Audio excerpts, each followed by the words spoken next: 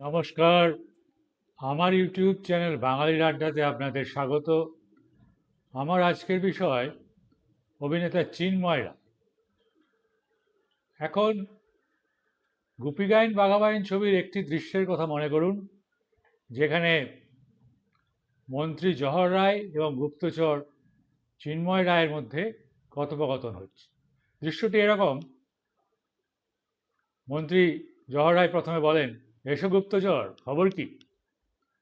তখন চিন্ময় রায় গুপ্তচর তিনি বলেন, আগে আমি শুন্ডি থেকে আসছি।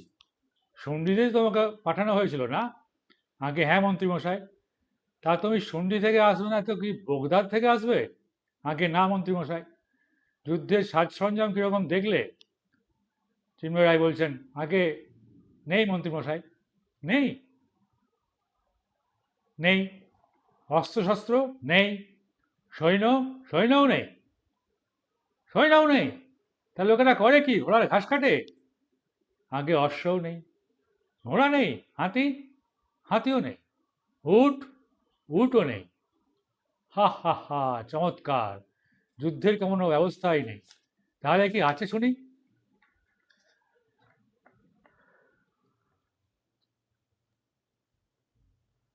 খেতে ফসল আছে, ফুল আছে, গাছে ফল আছে, পাখি আছে, দেশে শান্তি আছে, সুখ আছে, হাসি আছে। এই ধরনের আন্ডার অ্যাক্টিং যেটাকে বলে, সেটা চিন্ময় রায় এই গুপি গাইন বাঘা বাইন ছবিতে করেছিলেন, এবং সত্যজিৎ রায় সেই কারণে ওনাকে নিয়েও ছিলেন। এবং কি অসাধারণ একজন অভিনেতা, সেটিকে না বললেই নয়। তিনি অনেক ধরনের চরিত্র অভিনয় করেছেন, কিন্তু এই গুপ্তচরের ভূমিকায় অভিনয় আমাকে মোহিত করে দেয়। শোনো, তুমি আমাকে একবার বলো উত্তম কুমার, বলো না। বসন্ত বিলাপ ছবির সিধুর সেই চিরস্মরণীয় সংলাপ। ছবির সংলাপে উত্তম কুমার হওয়ার স্বাদ জাগলেও বাস্তবের সিধু কিন্তু দেখিয়ে দিয়েছিলেন চেহারার গড়ন ঠিক না হলেও, কিংবা হিরোর চরিত্রে ঠাঁই না পেলেও, শুধুমাত্র অভিনয় ক্ষমতায় ঠাঁই পাওয়া যায় দর্শকের মনের মণিকোঠায়, চিরতরের জন্য। ভানু বন্দ্যোপাধ্যায়, রবি ঘোষ, যশ রায়ের উত্তরসূরি তিনি। বাংলা কমেডি জগতের অন্যতম নক্ষত্র। রোগা প্যাটকা চেহারা, শ্যামবর্ণ, পাটপাট করে ব্যাক ব্রাস্ট চুল, চেহারায় হিরো গোছের ভাব না থাকলে কি হবে, অ্যাটিটিউড ষোলোয়ার, কেমন একটা ডোন্ট কেয়ার ভাব, এমনটাই নাকি ছিলেন অভিনেতা চিন্ময় রায়। তার সমসাময়িক অভিনেতাদের চোখে চিনু এরকমই। একটি ব্যক্তিগত অভিজ্ঞতার কথা শেয়ার না করে পাচ্ছি না। তখন আমি একটি ছবি করছি, ডকুমেন্টারি ফিল্ম, এই few moments with Arabinda Mukhopadhyay বা অরবিন্দ মুখোপাধ্যায়ের সঙ্গে কিছুক্ষণ। সেই ছবির সূত্রে চিন্ময় রায়ের একটি সাক্ষাৎকার নেওয়ার দরকার ছিল, তো চিন্ময় রায়ের বাড়িতে আমরা গেছি। চিন্ময় রায় একটি আমাদেরকে একতলায় বসতে বলে দোতলা থেকে নেমে এলে একটি মোটা ফ্রেমের চশমা পরে। তো ক্যামেরাম্যান বললেন যে এই মোটা ফ্রেমের চশমা খুলতে হবে, কেননা শর্ট নিতে গেলে ওখানে গ্লেয়ার আসবে। তখন আমি বললাম যে স্যার, এটা কিন্তু খুলতে হবে, কারণ গ্লেয়ার আসবে, আমার ক্যামেরাম্যান বলছে।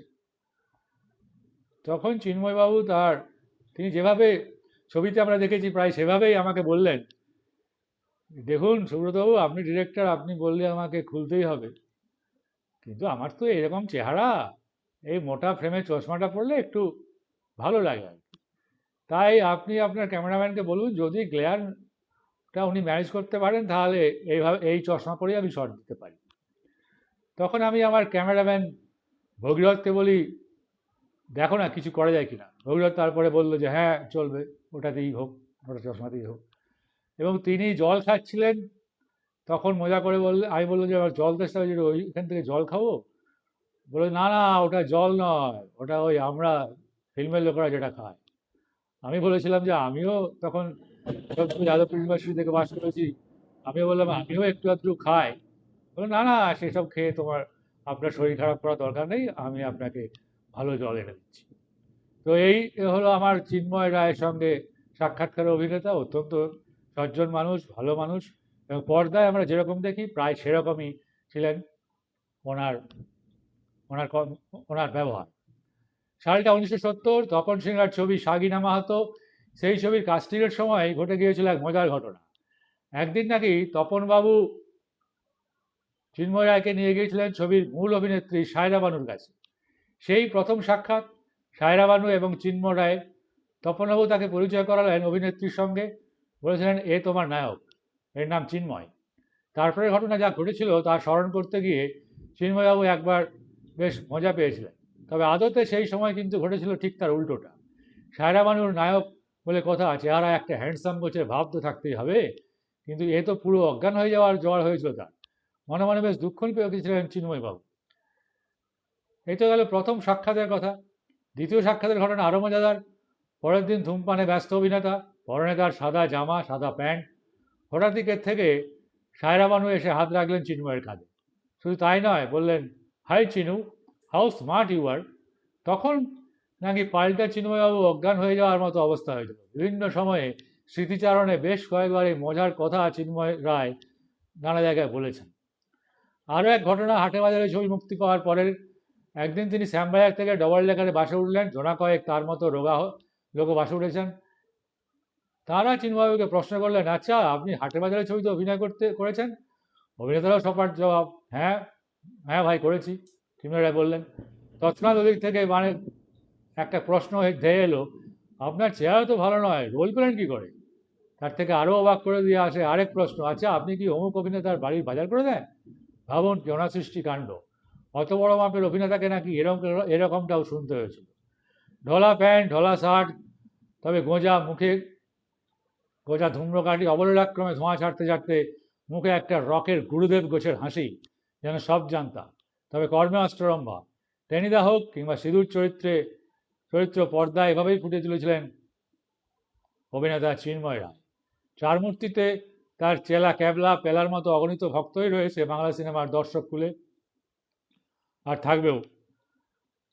এই চিন্ময় রায় প্রথম অভিনয় করেন তপন সিংহের গল্প হলো সত্যি ছবিতে। এখানেও চাকরের ভূমিকা অভিনয় করেছিলেন। এরপরে অরবিন্দ মুখোপাধ্যায়ের ছবি মৌচাক, সেখানেও তিনি চাকরের ভূমিকা অভিনয় করেন।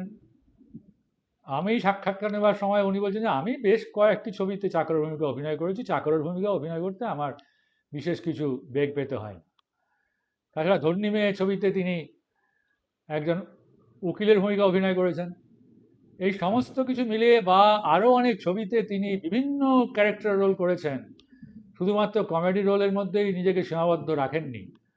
কিন্তু বসন্ত বিলাপ ছবিতে তিনি পুরো ছবিটাই যেভাবে একটা কমেডি ছবি, এবং সেখানে সৌমিত্র চট্টোপাধ্যায়, চিন্ময় রায়, তারপরে রবি ঘোষ, অনুপ কুমার, সবাই যেভাবে কমেডি অ্যাক্টিং করেছেন, ছবিটা একদমই জমে গেছে।